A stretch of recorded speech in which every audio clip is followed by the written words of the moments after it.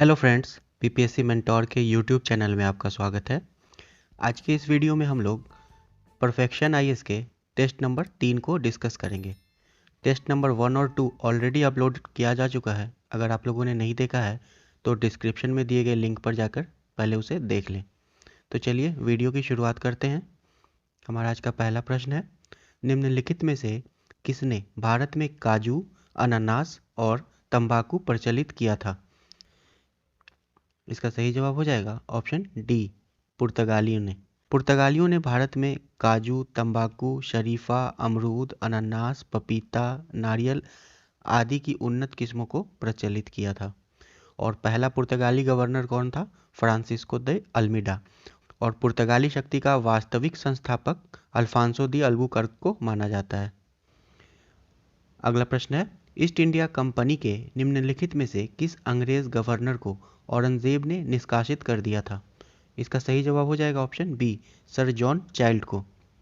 अगला प्रश्न है, किसके शासनकाल के दौरान सर थॉमस रो ने व्यावसायिक विशेषाधिकार प्राप्त करने के लिए मुगल दरबार में नियमित रूप से उपस्थिति दर्ज कराई थी? तो इसका सही जवाब हो जाएगा ऑप्शन बी, जहांगीर।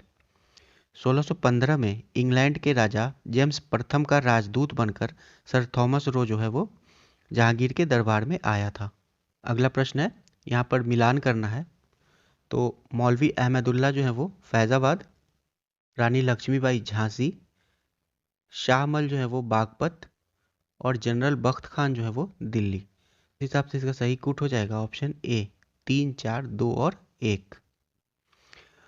अगला प्रश्न है, दक्षिण भारतीय शासक जिसने अपने राज्य में कृषि उद्योगों के रूप में रेशम उत्पादन प्रचलित किया? तो इसका सही जवाब हो जाएगा ऑप्शन डी, टीपू सुल्तान। और टीपू सुल्तान की राजधानी कहाँ थी? श्रीरंगपट्टनम। और अपनी राजधानी में उसने स्वतंत्रता का वृक्ष लगाया था और विदेशों में इसने दूतावास की स्थापना की थी तथा ये जैकोबियन क्लब का मेंबर भी बन गया था। अगला प्रश्न है, निम्नलिखित में से कौन सा सही सुमेलित है?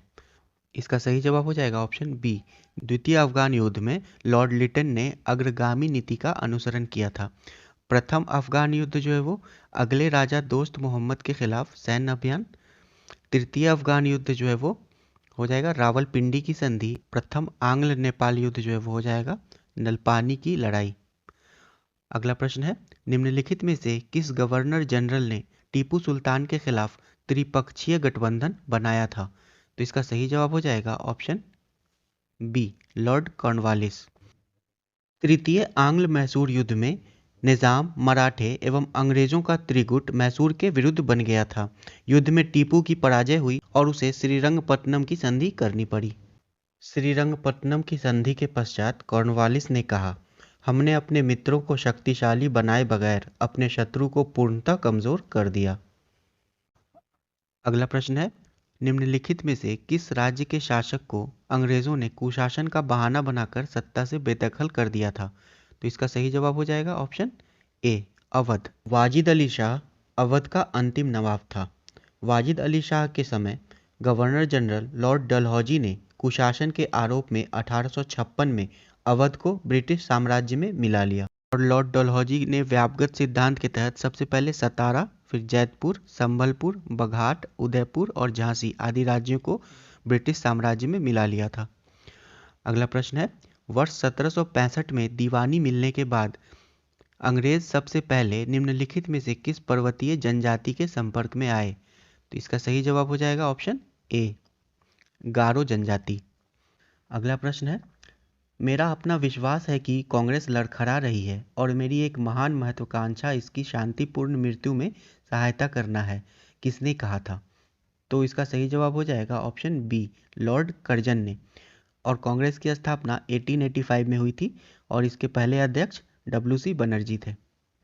अगला प्रश्न है, किसने रंजीत सिंह के साथ शाश्वत मित्रता की संधि पर हस्ताक्षर किया था? तो इसका सही जवाब हो जाएगा option B, Charles T Metcalfe. Metcalfe के माध्यम से 1809 में रंजीत सिंह के साथ अमृतसर में एक संधि की थी।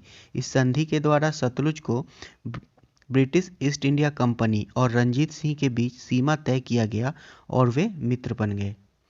अगला प्रश्न है, निम्नलिखित को सुमेलित कीजिए और सही कूट का चयन कीजिए।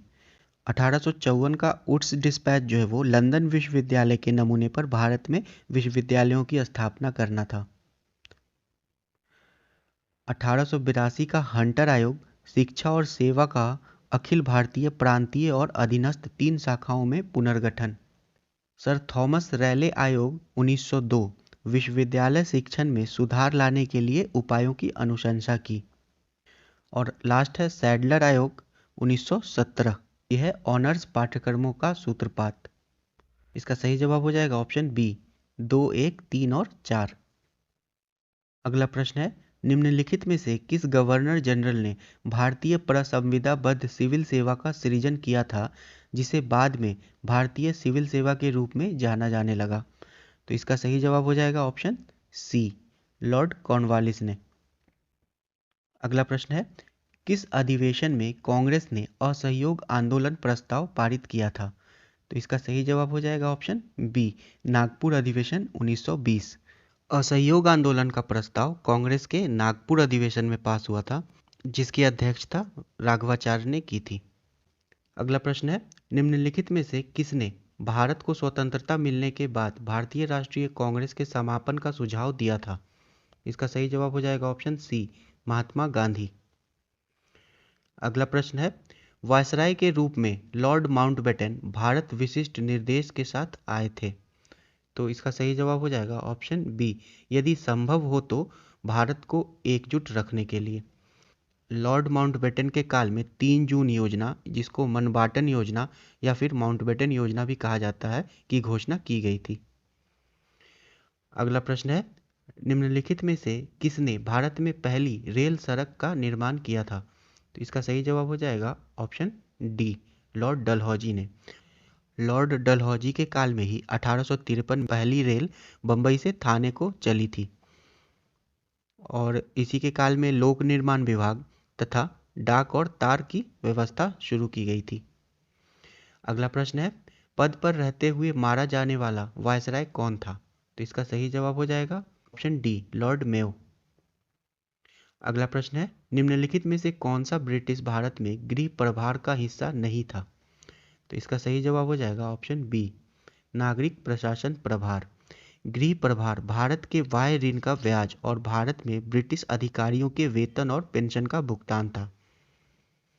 अगला प्रश्न है, 1793 की कॉर्नवालिस संहिता ने अलग किया? तो इसका सही जवाब हो जाएगा ऑप्शन बी, न्यायिक प्रशासन से नागरिक प्रशासन को। अगला प्रश्न है, निम्नलिखित में से सही सुमेलित है? इसका सही जवाब हो जाएगा ऑप्शन ए, बड़े सामंती जमींदारों को भूमि आवंटित की गई। ये जागीरदारी बंदोबस्त था। इजारेदारों या कर संग्राहकों को भूमि आवंटित की गई, ये था जमींदारी बंदोबस्त। प्रत्येक किसानों को शिकमी देने, गिरवी रखने, उपहार में देने या बेचने के अधिकार भूमि आवंटित की गई। रैयतवाड़ी बंदोबस्त, ग्राम स्तर पर किया गया राजस्व बंदोबस्त वो महालवाड़ी बंदोबस्त था। अगला प्रश्न है, पट्टा लिखित समझौता होता था? तो इसका सही जवाब हो जाएगा ऑप्शन ए, किसान और जमींदार के बीच जो लगान की राशि का अभिलेख उपलब्ध कराता था। पट्टा किसानों और जमींदारों के बीच एक लिखित समझौता होता था जो लगान की राशि का प्रावधान करता था। अगला प्रश्न है, भारत में शिक्षित मध्य वर्ग ने 1857 की क्रांति का विरोध किया था, 1857 के विद्रोह का समर्थन किया था, 1857 के विद्रोह से तटस्थ रहे थे या देशी शासकों के खिलाफ लड़ा था?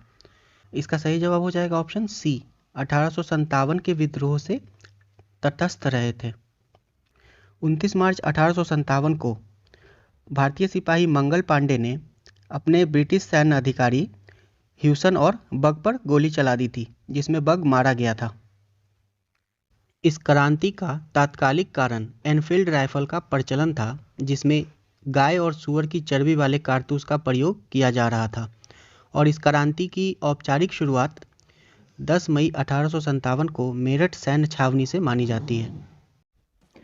अगला प्रश्न है, निम्नलिखित में से कौन सा आयोग 1857 के विद्रोह के दमन के बाद सेना के पुनर्गठन से संबंधित था।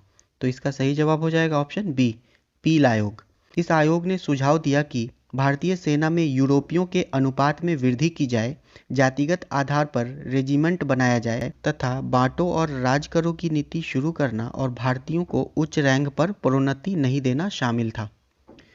अगला प्रश्न है, अहरार आंदोलन 1910 के बारे में निम्नलिखित में से कौन सा कथन सत्य है? तो इसका सही जवाब हो जाएगा ऑप्शन ई, उपरोक्त सभी विकल्प सत्य हैं। यह मौलाना मोहम्मद अली, हकीम अजमल खान और हसन इमाम के नेतृत्व में एक उग्र राष्ट्रवादी आंदोलन था। यह अलीगढ़ स्कूल की वफादार राजनीति को नापसंद करता था। इसने राष्ट्रवादी आंदोलन में सक्रिय भागीदारी की वकालत की थी तथा यह स्वशासन के आधुनिक विचारों से प्रेरित था। अगला प्रश्न है, राम मोहन राय को राजा की उपाधि दी गई थी। तो इसका सही जवाब हो जाएगा ऑप्शन बी, अकबर द्वितीय के द्वारा। अगला प्रश्न है, किसने बॉम्बे मिल्स हैंड्स एसोसिएशन का सूत्रपात किया था? तो इसका सही जवाब हो जाएगा ऑप्शन ए, एनएम लोखंडे ने।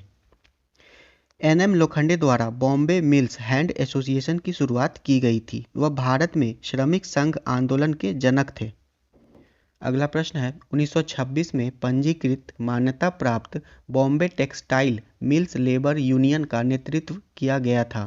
तो इसका सही जवाब हो जाएगा ऑप्शन ए, एनएम जोशी के द्वारा। 1926 में पंजीकृत मान्यता प्राप्त Bombay textile mill labour union का नेतृत्व एनएम जोशी ने किया था। जोशी भारतीय मजदूर संघ के नेता और गोपाल कृष्ण गोखले के अनुयायी थे। अगला प्रश्न है, निम्नलिखित को सुमेलित कीजिए।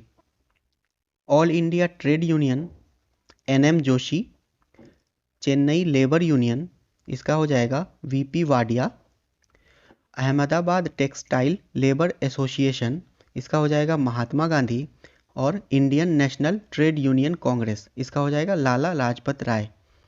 इस हिसाब से सही कूट हो जाएगा ऑप्शन सी, 3, 4, 1 और 2। अगला प्रश्न है, निम्नलिखित में से कौन सा सही सुमेलित नहीं है? तो इसका सही जवाब हो जाएगा ऑप्शन ई, ये सभी जो हैं वो सही सुमेलित हैं। मोपला विद्रोह केरल में हुआ था, पावना विद्रोह बंगाल में, एका विद्रोह अवध में तथा बिरसा मुंडा विद्रोह तत्कालीन बिहार में हुआ था, जो कि अब झारखंड का क्षेत्र है। अगला प्रश्न है, निम्नलिखित घटनाओं पर विचार कीजिए। नील विद्रोह, संथाल विद्रोह, दक्कन का दंगा तथा सिपाही विद्रोह। तो इसका सही जवाब हो जाएगा ऑप्शन डी। सबसे पहले हो जाएगा संथाल विद्रोह, जो कि 30 जून 1855 को शुरू हुआ था। फिर हो जाएगा सिपाही विद्रोह, जो कि 1857 में हुआ था। उसके बाद हो जाएगा नील विद्रोह, जो कि 1859 में बंगाल में हुआ था।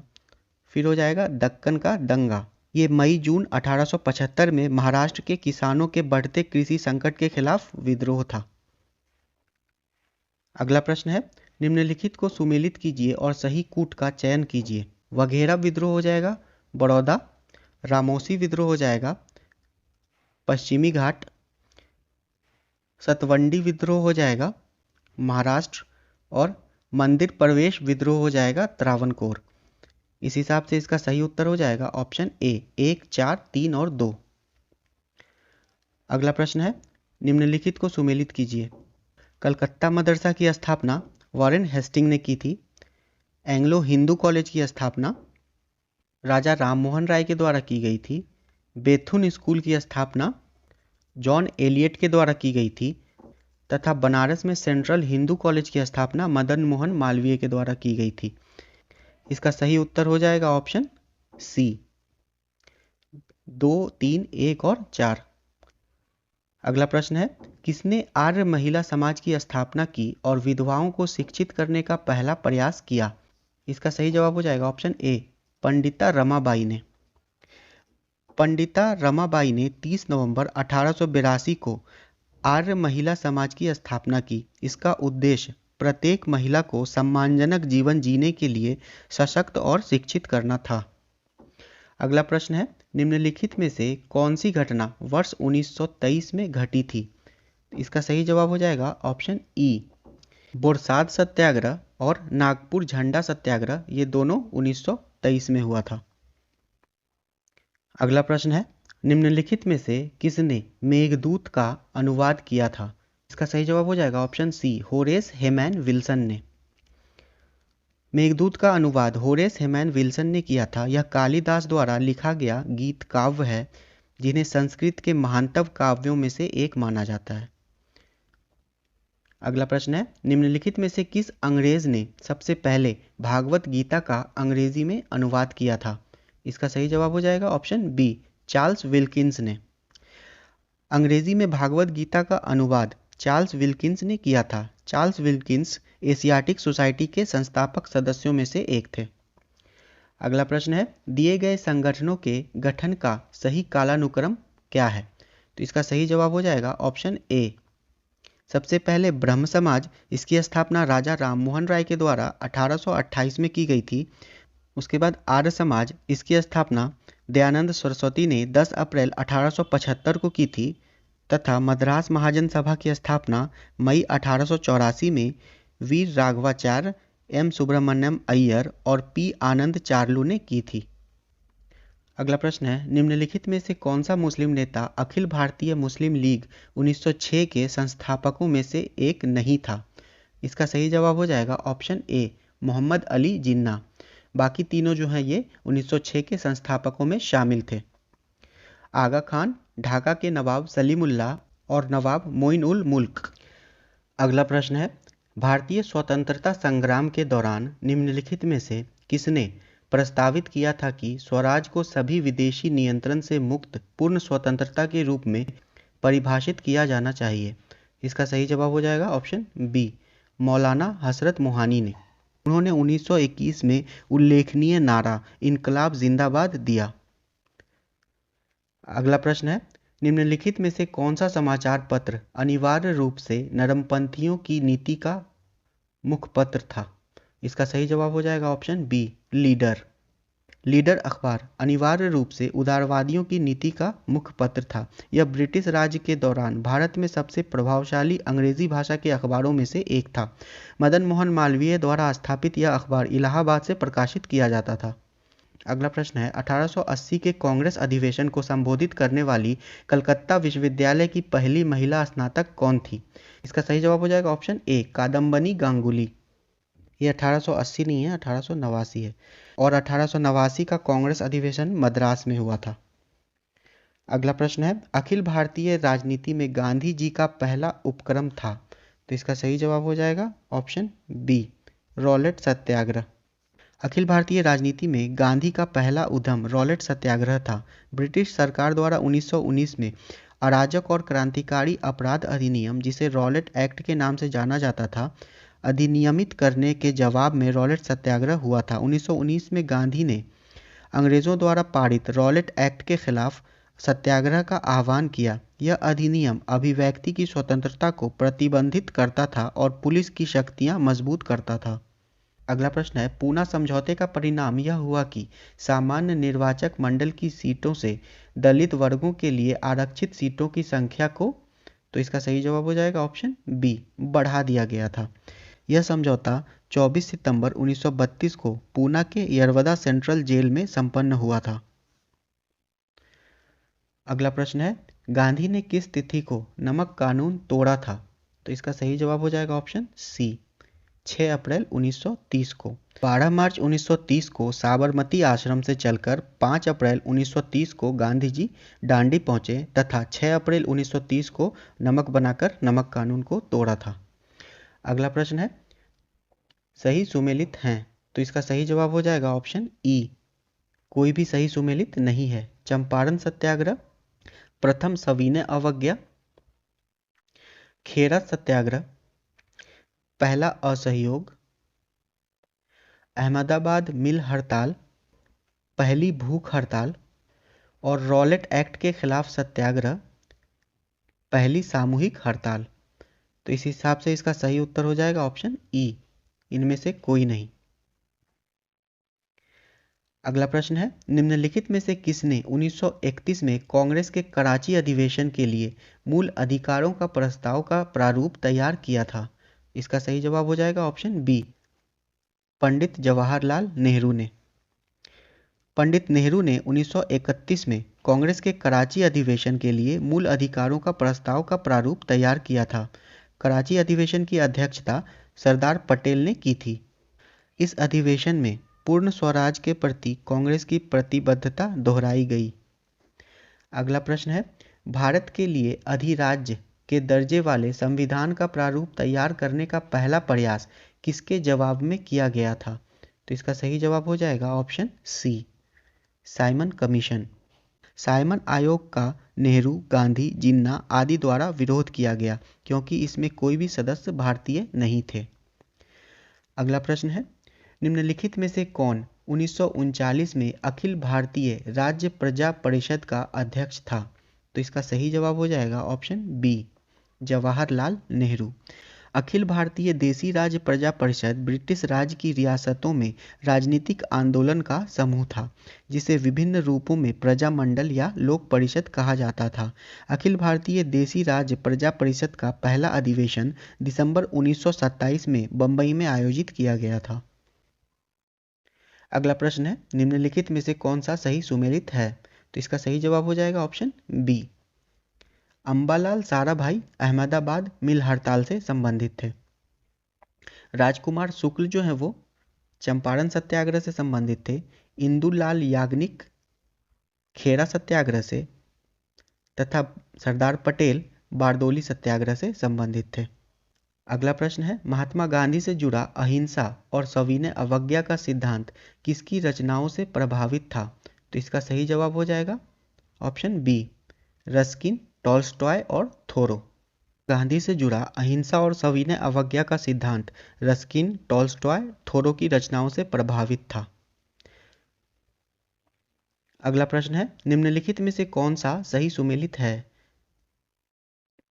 तो इसका सही जवाब हो जाएगा ऑप्शन सी, अगस्त प्रस्ताव जो है वो 1940 में आया था।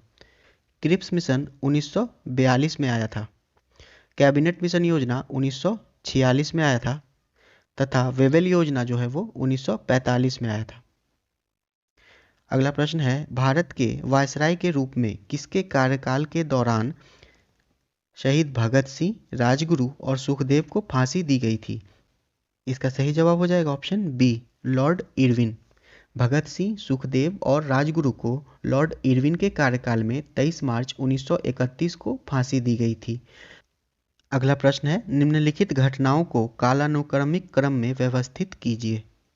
दांडी मार्च हो जाएगा 12 मार्च से 5 अप्रैल 1930। शिमला समझौता हो जाएगा 1945।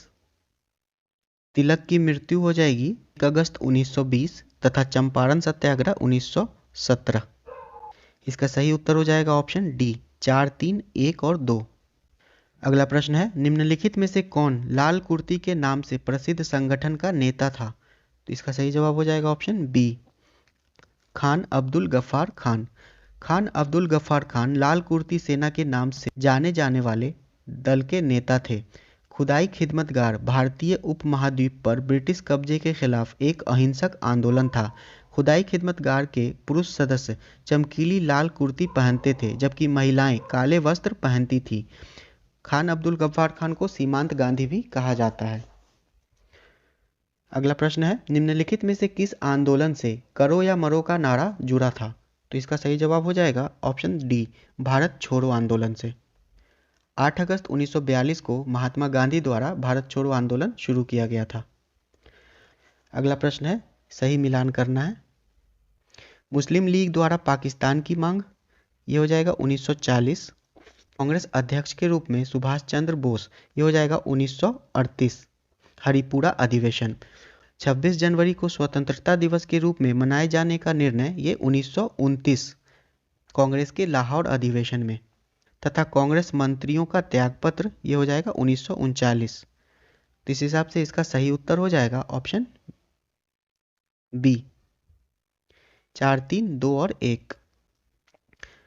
अगला प्रश्न है, यहाँ भी मिलान करना है।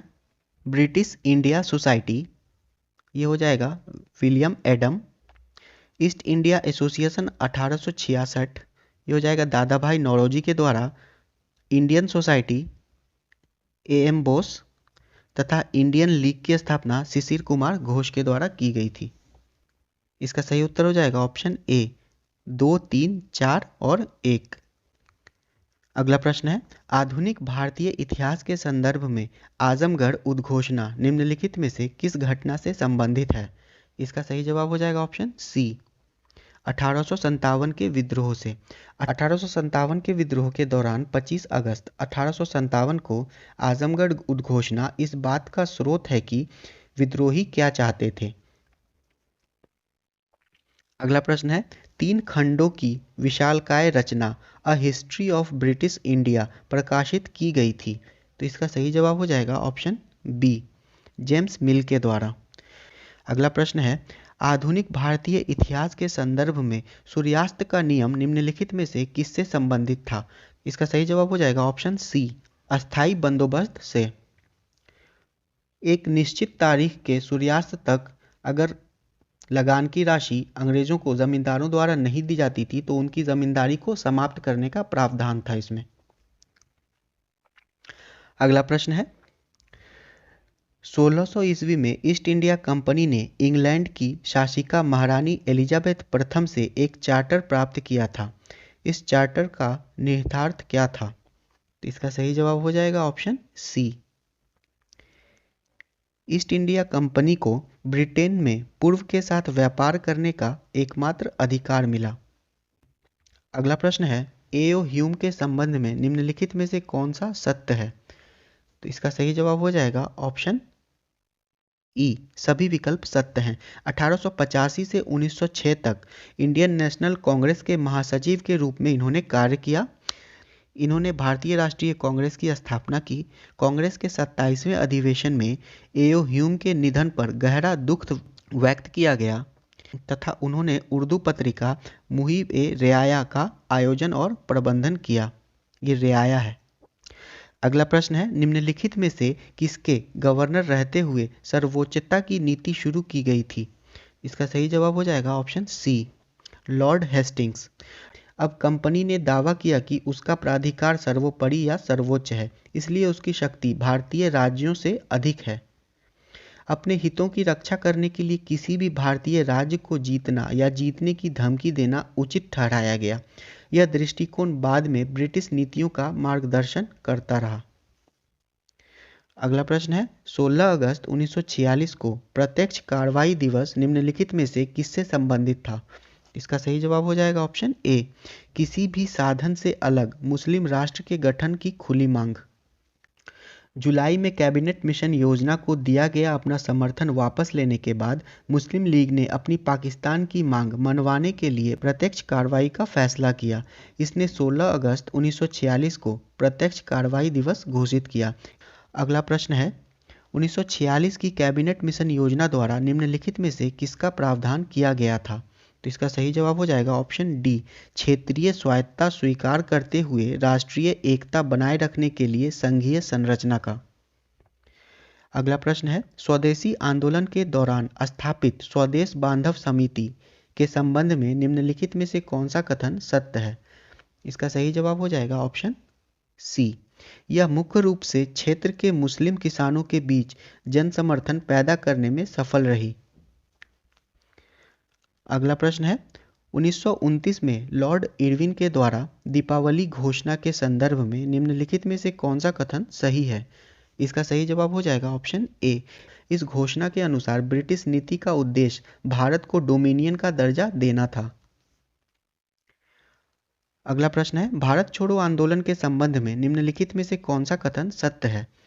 इसका सही जवाब हो जाएगा ऑप्शन बी बलिया और तामलुक में समानांतर सरकारें स्थापित की गईं। उषा मेहता ने बंबई में भूमिगत रेडियो शुरू किया। बलिया में चित्तू पांडे के अधीन समानांतर सरकार का गठन किया गया था। अगला प्रश्न है, नील विद्रोह के संदर्भ में निम्नलिखित में से कौन सा कथन सत्य है? तो इसका सही जवाब हो जाएगा ऑप्शन ई इसका नेतृत्व दिगंबर और विष्णु विश्वास ने किया था। यह सही है। यह नील किसानों पर उच्च कराधान का परिणाम था। ये गलत हो जाएगा।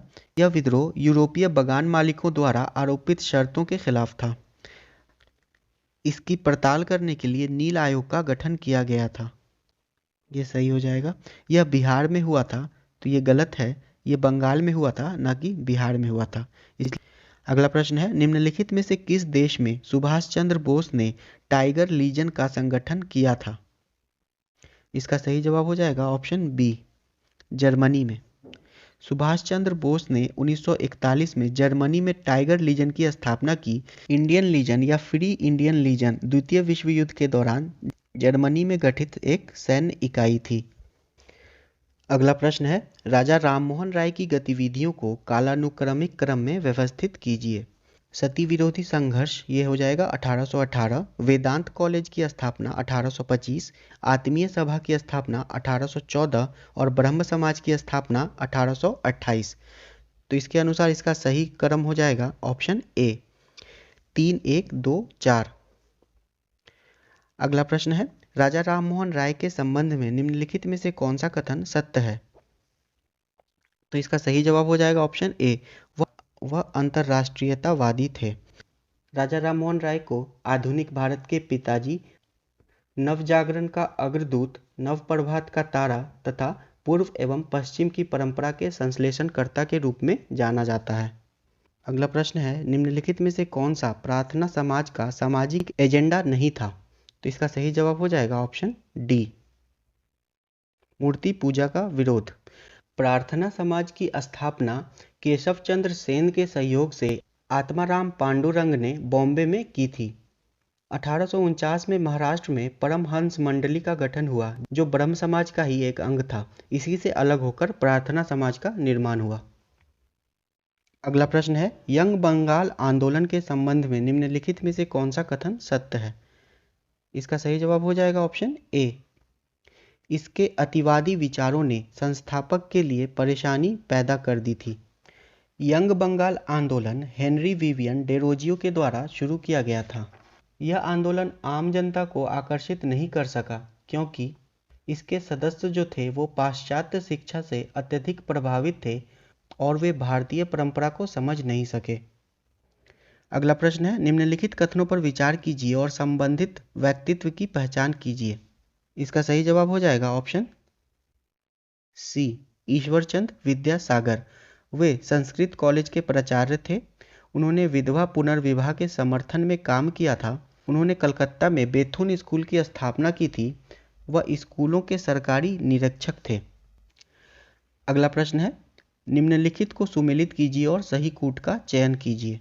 दर्पण के संपादक बाल शास्त्री जाम्बेकर थे। संवाद कौमुदी के संस्थापक राजा राममोहन राय थे। सुधारक गोपाल गणेश अयंगर तथा तत्वबोधिनी पत्रिका देवेंद्र नाथ टैगोर के द्वारा शुरू की गई थी। इसका सही जवाब हो जाएगा ऑप्शन बी। अगला प्रश्न है, मुजफ्फरपुर बम कांड किस वर्ष हुआ था? तो इसका सही जवाब हो जाएगा ऑप्शन डी, 1908 में।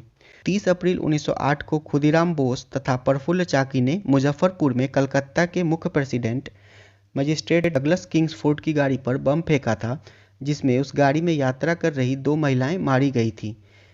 पकड़े जाने पर प्रफुल्ल चाकी ने आत्महत्या कर ली थी तथा 11 अगस्त 1908 को खुदीराम बोस को अंग्रेजों ने फांसी पर लटका दिया था। अगला प्रश्न है, परमहंस मंडली कहाँ थी और किसमें रुचि रखती थी? तो इसका सही जवाब हो जाएगा ऑप्शन सी, महाराष्ट्र में थी और जाति के नियमों को तोड़ने में रुचि रखती थी। परमहंस मंडली के गठन का उद्देश्य जाति व्यवस्था का उन्मूलन करना था। परमहंस मंडली ब्रह्म समाज का एक अंग था। अगला प्रश्न है, पारंपरिक ढंग से शिक्षा प्रदान करने के लिए 1902 में कहाँ और किसके द्वारा कांगड़ी गुरुकुल की स्थापना की गई? तो इसका सही जवाब हो जाएगा ऑप्शन ए, पारंपरिक ढंग से शिक्षा प्रदान करने के लिए 1902 में हरिद्वार में स्वामी श्रद्धानंद के द्वारा कांगड़ी गुरुकुल की स्थापना की गई थी। अगला प्रश्न है, निम्नलिखित को सुमेलित कीजिए और सही कूट का चयन कीजिए। सेवा सदन, बहरामजी एम मालावारी, धर्म सभा, राधाकांत देव समाज, शिव नारायण अग्निहोत्री तथा राधा स्वामी आंदोलन शिवदयाल। इसका सही जवाब हो जाएगा ऑप्शन बी। अगला प्रश्न है, किस वर्ष पहली बार जन गण मन गाया गया था? तो इसका सही जवाब हो जाएगा ऑप्शन बी, 1911 में। जनगण मन पहली बार 27 दिसंबर 1911 को कांग्रेस के कलकत्ता अधिवेशन में गाया गया था। संविधान सभा द्वारा 24 जनवरी 1950 को अपने हिंदी संस्करण में यह भारत के राष्ट्रगान के रूप में अपनाया गया। अगला प्रश्न है, सर्वेंट्स ऑफ इंडिया सोसाइटी के संबंध में निम्नलिखित में से कौन सा कथन सत्य नहीं है? थी तो गोपाल कृष्ण गोखले ने इसकी स्थापना 12 जून 1905 को की थी तथा 1925 में तमिलनाडु में ईवी रामास्वामी नायकर ने आत्मसम्मान आंदोलन शुरू किया था। तो ये कथन सत्य है। इसका उद्देश्य भारत की सेवा के लिए राष्ट्रीय मिशनरियों को प्रशिक्षित करना था। ये भी सही है। इसने संवैधानिक और असंवैधानिक तरीकों से भारतीय लोगों के हितों को बढ़ावा देने के लिए काम किया। तो ये गलत हो जाएगा क्योंकि इसने असंवैधानिक तरीके से काम नहीं किया था। गोखले की मृत्यु के बाद श्रीनिवास शास्त्री ने अध्यक्ष पद संभाला। तो ये भी सही हो जाएगा। इसका सही जवाब हो जाएगा ऑप्शन सी। अगला प्रश्न है, निम्नलिखित में से कौन सा आंदोलन ब्राह्मणवाद के खिलाफ ब्राह्मण विरोधी था? इसका सही जवाब हो जाएगा ऑप्शन ई, आत्मसम्मान आंदोलन, वोक्कालिंगा संघ, श्री नारायण धर्म परिपालन योगम और जस्टिस आंदोलन। ये सभी जो है वो ब्राह्मणवाद के खिलाफ ब्राह्मण विरोधी था। अगला प्रश्न है, लंदन में किस तिथि को प्रथम गोलमेज सम्मेलन का उद्घाटन किया गया था? इसका सही जवाब हो जाएगा ऑप्शन डी, 12 नवंबर 1930 को। और कुल 3 गोलमेज सम्मेलनों का आयोजन हुआ था। पहला हुआ था 1930, दूसरा 1931 और तीसरा 1932 में। और तीनों सम्मेलनों में भीमराव अंबेडकर ने भाग लिया था तथा कांग्रेस की ओर से केवल दूसरे गोलमेज सम्मेलन में महात्मा गांधी ने भाग लिया था। अगला प्रश्न है, बाल विवाह के खिलाफ प्रतिज्ञा लेने के लिए किसके द्वारा प्रतिज्ञा आंदोलन शुरू किया गया था? इसका सही जवाब हो जाएगा ऑप्शन बी, भारतीय सामाजिक सम्मेलन। एमजी रनाडे और रघुनाथ राव द्वारा स्थापित किया गया भारतीय सामाजिक सम्मेलन भारतीय राष्ट्रीय कांग्रेस का सामाजिक सुधार प्रकोष्ठ था। अगला प्रश्न है, टीटू मीर का आंदोलन कहाँ शुरू हुआ था? तो इसका सही जवाब हो जाएगा ऑप्शन ए, बंगाल में। अगला प्रश्न है, भारत छोड़ो आंदोलन का प्रस्ताव पारित किया गया था। तो इसका सही जवाब हो जाएगा option A, Gwalior tank Bombay. 7 से 8 अगस्त 1942 को इंडियन नेशनल कांग्रेस द्वारा बम्बई के ग्वालियर टैंक मैदान में अपनी बैठक में भारत छोड़ो का प्रस्ताव पारित किया गया था और गांधी ने 8 अगस्त 1942 को यह आंदोलन शुरू किया। 9 अगस्त 1942 को ऑपरेशन जीरो आवर के तहत कांग्रेस के सभी शीर्ष नेताओं को गिरफ्तार कर लिया गया था। अगला प्रश्न है, अकाली आंदोलन के चलते। तो इसका सही जवाब हो जाएगा ऑप्शन ई, भ्रष्ट उदासी महंतों के नियंत्रण से सिख गुरुद्वारों को मुक्ति मिली, अहिंसक असहयोग आंदोलन का मार्ग प्रशस्त हुआ तथा 1925 में सिख गुरुद्वारा अधिनियम पारित किया गया। यह एक सांप्रदायिक आंदोलन था। तो ये गलत हो जाएगा। तो इसका सही जवाब होगा उपरोक्त में से एक से अधिक, ए, बी और सी। अगला प्रश्न है, निम्नलिखित को उनकी शुरुआत के कालानुक्रमिक क्रम में व्यवस्थित कीजिए और सही कूट का चयन कीजिए। तो इसका सही जवाब हो जाएगा ऑप्शन सी, फराजी आंदोलन 1819, अहमदिया आंदोलन 1889, अलीगढ़ आंदोलन 1875 तथा देवबंद स्कूल 1866। अगला प्रश्न है, भारतीय परिषद अधिनियम 1909 द्वारा शुरू किए गए पृथक निर्वाचक मंडल के संदर्भ में निम्नलिखित में से कौन सा या से सही है? तो इसका सही जवाब हो जाएगा ऑप्शन डी, मुसलमानों के लिए विशेष रूप से आरक्षित निर्वाचन क्षेत्रों में मुसलमान केवल मुस्लिम उम्मीदवार को वोट दे सकते थे। 1909 के भारत परिषद अधिनियम को पार्लियामेंटो सुधार भी कहते हैं। अगला प्रश्न है, निम्नलिखित में से कौन सा देवबंद स्कूल के संबंध में सत्य नहीं है? तो इसका सही जवाब हो जाएगा ऑप्शन सी, यह हिंदुओं के खिलाफ जिहाद के पक्ष में था। देवबंद स्कूल, जिसे दारुल उलूम भी कहा जाता था, भारत का प्रमुख आध्यात्म विद्या संबंधी केंद्र है। इसकी स्थापना 1866 में उत्तर प्रदेश के सहारनपुर जिले में मोहम्मद आबिद हुसैन ने की थी। अलीगढ़ स्कूल के विपरीत इसने अंग्रेजों को बाहर निकालने के लिए लोगों को एकजुट किया और यह चरित्र में राष्ट्रवादी था। अगला प्रश्न है, कांग्रेस के अधिवेशन की अध्यक्षता करने वाला प्रथम अंग्रेज था। तो इसका सही जवाब हो जाएगा option A, George Yule. George Yule 1888 में कांग्रेस के चौथे अध्यक्ष बने तथा वे स्कॉटिश व्यापारी थे।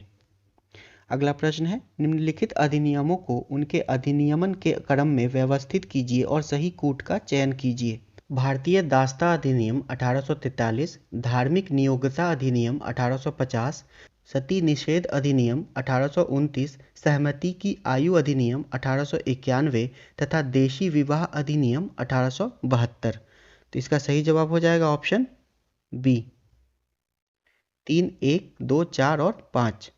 अगला प्रश्न है, कांग्रेस के किस अधिवेशन में स्वदेशी का प्रस्ताव स्वीकार किया गया था? तो इसका सही जवाब हो जाएगा ऑप्शन बी, 1906 के कलकत्ता अधिवेशन में। और इस अधिवेशन की अध्यक्षता दादा भाई नौरोजी के द्वारा की गई थी। अगला प्रश्न है, एक इकाई के रूप में द्वितीय कर्नाटक युद्ध में कौन लड़ा था? तो इसका सही जवाब हो जाएगा ऑप्शन बी, मुजफ्फर जंग, चंदा साहब और फ्रांसीसी। मुजफ्फर जंग, चंदा साहब और फ्रांसीसियों की संयुक्त सेना ने 1749 में अंबूर की लड़ाई में अनवरुद्दीन को पराजित कर मार डाला। अगला प्रश्न है, प्रथम कर्नाटक युद्ध के संदर्भ में निम्नलिखित में से कौन सा कथन सही नहीं है? तो इसका सही जवाब हो जाएगा ऑप्शन बी, संधि शर्तों के अनुसार फ्रांसीसियों को अफ्रीका में उनके क्षेत्र वापस मिल गए। इसके साथ ही ऑस्ट्रिया के उत्तराधिकार का युद्ध समाप्त हो गया, ये सही है। प्रथम कर्नाटक युद्ध यूरोप में ऑस्ट्रिया के उत्तराधिकार से संबंधित आंग्ल फ्रांस युद्ध का विस्तार था, ये भी सही है। इस युद्ध को फ्रांसीसी सेना और कर्नाटक के नवाब अनवरुद्दीन की सेना के बीच हुए सेंट थोम यानी कि चेन्नई की लड़ाई के लिए याद किया जाता है, तो ये भी सही है। अगला प्रश्न है, काबुल में भारत की अस्थायी सरकार में कौन गृह मंत्री था? तो इसका सही जवाब हो जाएगा ऑप्शन ए, उबैदुल्ला सिंधी। भारत की अस्थायी सरकार केंद्रीय शक्तियों के समर्थन से प्रथम विश्व युद्ध के दौरान भारतीय स्वतंत्रता समिति द्वारा 1 दिसंबर 1915 को काबुल, अफगानिस्तान में स्थापित अस्थायी सरकार थी, जिसके प्रधानमंत्री बरकतुल्ला, गृह मंत्री ओबैदुल्ला तथा अध्यक्ष राजा महेंद्र प्रताप थे। अगला प्रश्न है, भारत में अंग्रेज क्यों सफल हुए और फ्रांसीसी विफल हो गए? इसका सही जवाब हो जाएगा ऑप्शन ई, अंग्रेजी कंपनी निजी कंपनी थी जबकि फ्रांसीसी कंपनी एक राजकीय संस्था थी। फ्रांसीसी नौसेना ब्रिटिश नौसेना से हीनतर थी। बंगाल के धन ने अंग्रेजों की सहायता की। फ्रांसीसियों ने अपनी क्षेत्रीय महत्वाकांक्षा को व्यावसायिक हितों के अधीन कर दिया। ये भी सही है, चारों कथन सत्य हैं। अगला प्रश्न है, अखिल भारतीय किसान सभा की स्थापना की गई थी? तो इसका सही जवाब हो जाएगा ऑप्शन बी, सहजानंद सरस्वती के द्वारा। अखिल भारतीय किसान सभा की स्थापना 1936 में भारतीय राष्ट्रीय कांग्रेस के लखनऊ अधिवेशन में सहजानंद सरस्वती के द्वारा की गई थी। अगला प्रश्न है, निम्नलिखित में से किस पर चापेकर बंधुओं को भड़काने का आरोप लगाया गया था? तो इसका सही जवाब हो जाएगा ऑप्शन बी, बाल गंगाधर तिलक। राष्ट्रवादी नेता बाल गंगाधर तिलक ने अपने समाचार पत्र केसरी और मराठा में प्लेग से निपटने के उपायों के खिलाफ अपनी भड़ास निकाली। इस आक्रोश के चलते 22 जून 1897 को चापेकर बंधुओं द्वारा रैंड और उनके सैन्य एस्कॉर्ट की गोली मारकर हत्या कर दी गई। अगला प्रश्न है, नील दर्पण के लेखक कौन थे? तो इसका सही जवाब हो जाएगा ऑप्शन डी, दीनबंधु मित्र। नील दर्पण दीनबंधु मित्र द्वारा लिखा गया था। यह वर्ष 1980 में प्रकाशित हुआ था। यह पुस्तक नील विद्रोह का चित्रण करती है। अगला प्रश्न है, श्रीरंगपट्टनम की संधि के संबंध में निम्नलिखित में से कौन सा कथन सत्य है? तो इसका सही जवाब हो जाएगा ऑप्शन ए, मैसूर के आधे इलाकों पर विजेता ने कब्जा कर लिया था। तृतीय आंग्ल मैसूर युद्ध में अंग्रेजी सेना का नेतृत्व कॉर्नवालिस ने किया था। इस युद्ध के पश्चात श्रीरंगपट्टनम की संधि हुई, जिस संधि के तहत मैसूर का लगभग आधा हिस्सा अंग्रेज निजाम और मराठों के गठबंधन ने अपने कब्जे में ले लिया। 3 करोड़ रुपए का युद्ध हर जाना टीपू को देना पड़ा तथा टीपू के 2 बेटों को अंग्रेजों ने बंधक बना लिया। अगला प्रश्न है, निम्नलिखित में से किसे भारतीय शिक्षा के मैग्ना कार्टा के रूप में भी जाना जाता है? तो इसका सही जवाब हो जाएगा ऑप्शन ए, वुड्स डिस्पैच। 1854 में भारत पर वुड के डिस्पैच ने भारतीय शिक्षा प्रणाली और कोलकाता, बम्बई और चेन्नई में विश्वविद्यालयों की स्थापना की नींव रखी। अगला प्रश्न है, किस वर्ष सार्वजनिक शिक्षा की सामान्य समिति को शिक्षा परिषद द्वारा प्रतिस्थापित कर दिया गया? तो इसका सही जवाब हो जाएगा ऑप्शन बी, 1841। अगला प्रश्न है, ब्रिटिश भारत के दौरान निम्नलिखित में से कौन सी आयोग समिति शिक्षा से संबंधित थी? इसका सही जवाब हो जाएगा ऑप्शन ई, उपरोक्त में से एक से अधिक। सार्जेंट योजना तथा हार्टोग समिति शिक्षा से संबंधित थी।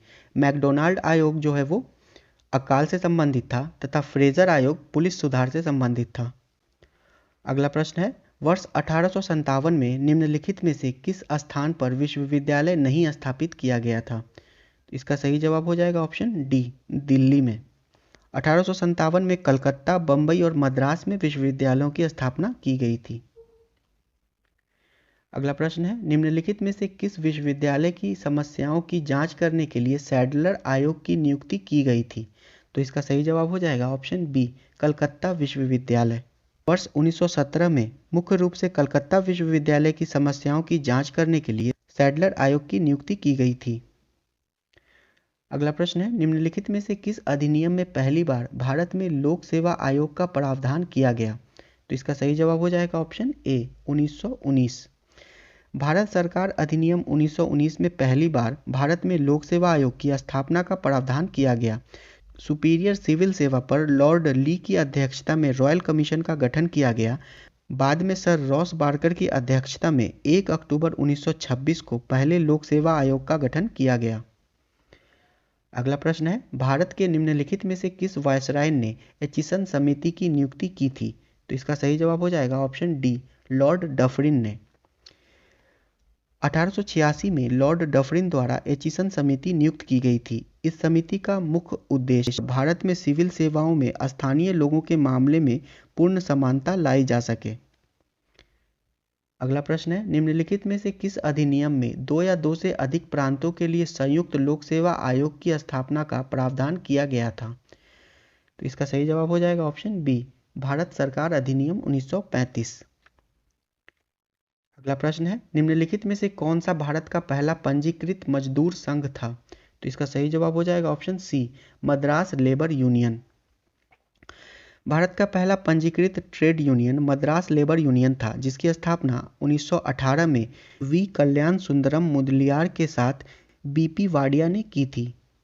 अगला प्रश्न है, एमएन रॉय द्वारा भारतीय कम्युनिस्ट पार्टी 1920 की स्थापना की गई थी।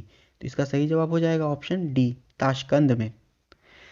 भारत में ब्रिटिश शासन को उखाड़ फेंकने के लिए एमएन रॉय ने 17 अक्टूबर 1920 को ताशकंद में भारतीय कम्युनिस्ट पार्टी की स्थापना की थी। यह रूस की अक्टूबर की महान समाजवादी क्रांति से प्रेरित था। अगला प्रश्न है, भारत छोड़ो आंदोलन का समर्थन किया गया था। तो इसका सही जवाब हो जाएगा ऑप्शन ई, इनमें से कोई नहीं।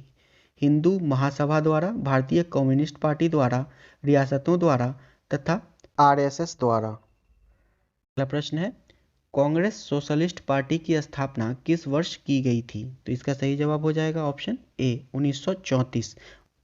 अगला प्रश्न है, निम्नलिखित में से कौन कांग्रेस सोशलिस्ट पार्टी की स्थापना से जुड़े थे? तो इसका सही जवाब हो जाएगा ऑप्शन ई, एक से अधिक।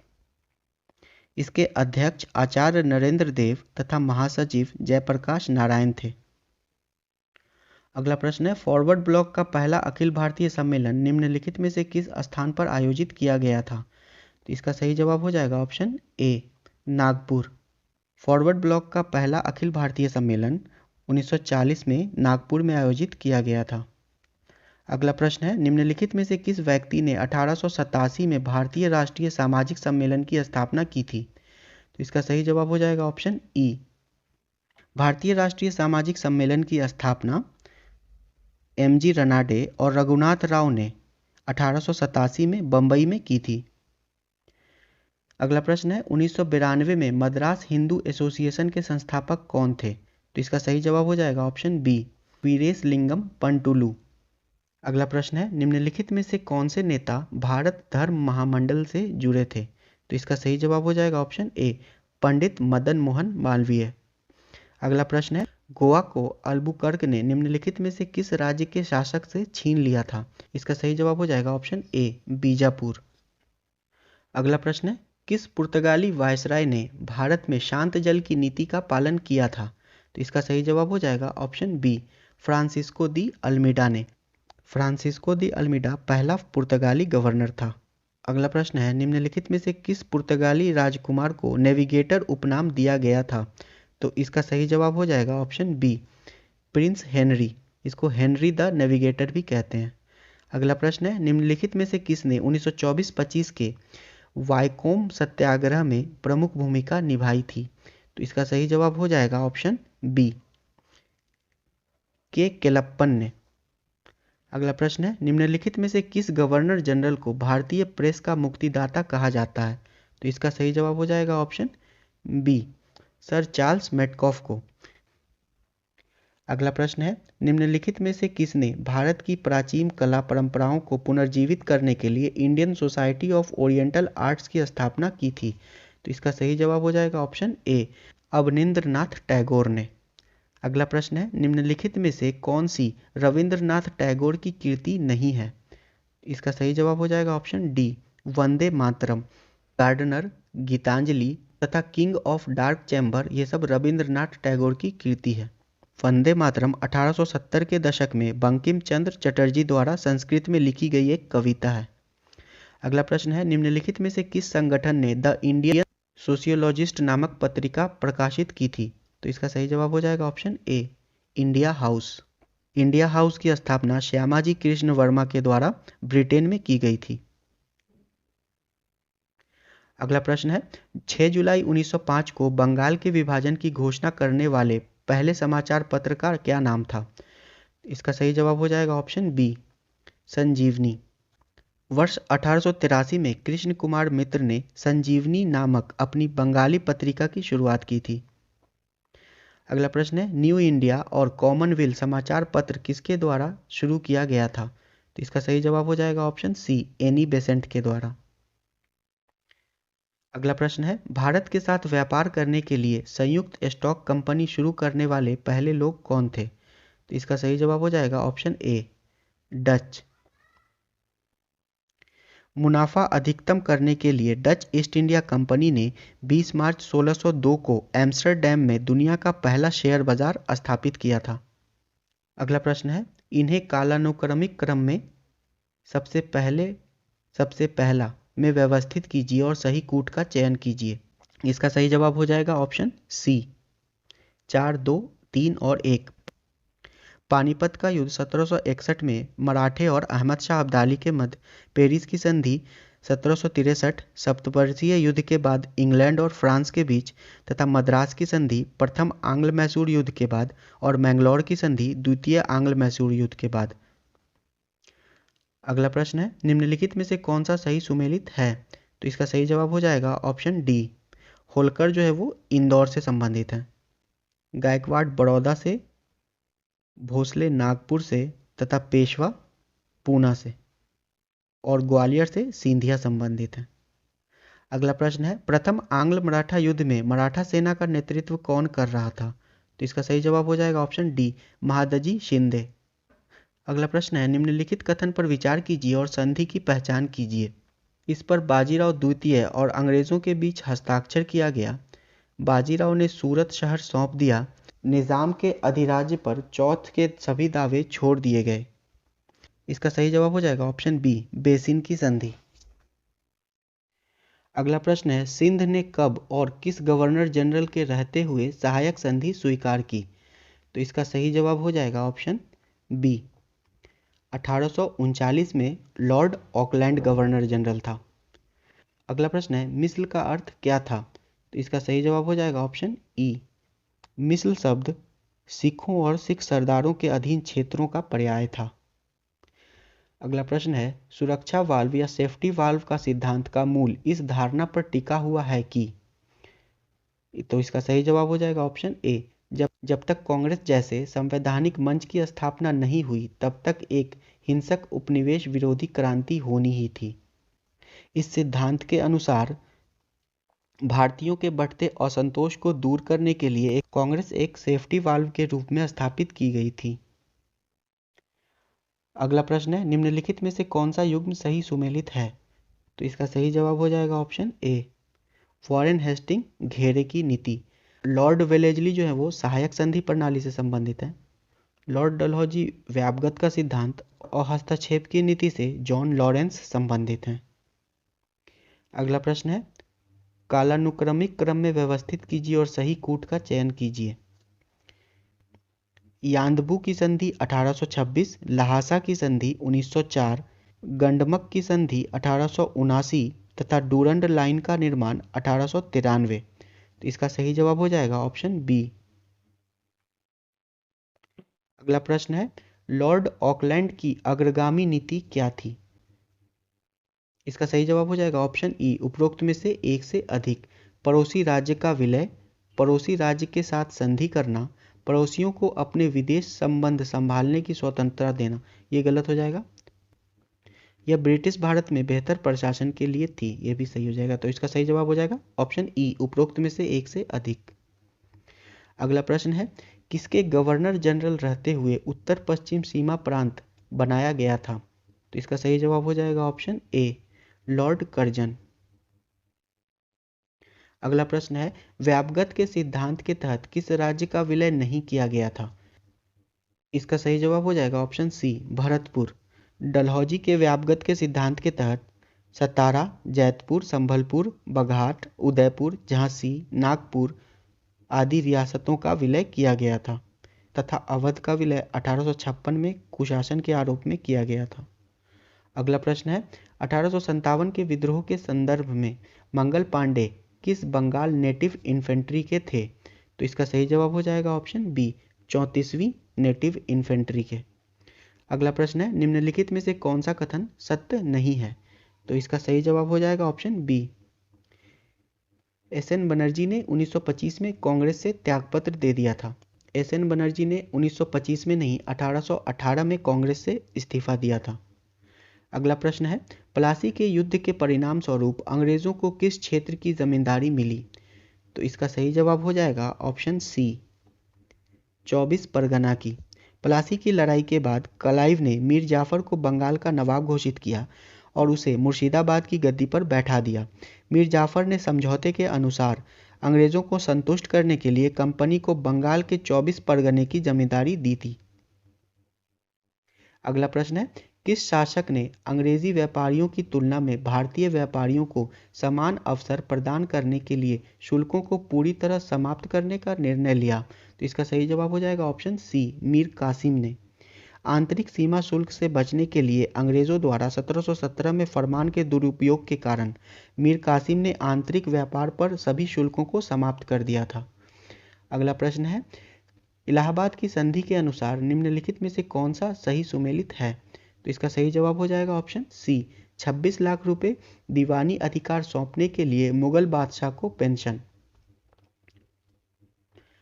अगला प्रश्न है, झांसी में 1857 के विद्रोह को किस ब्रिटिश अधिकारी ने दबाया था?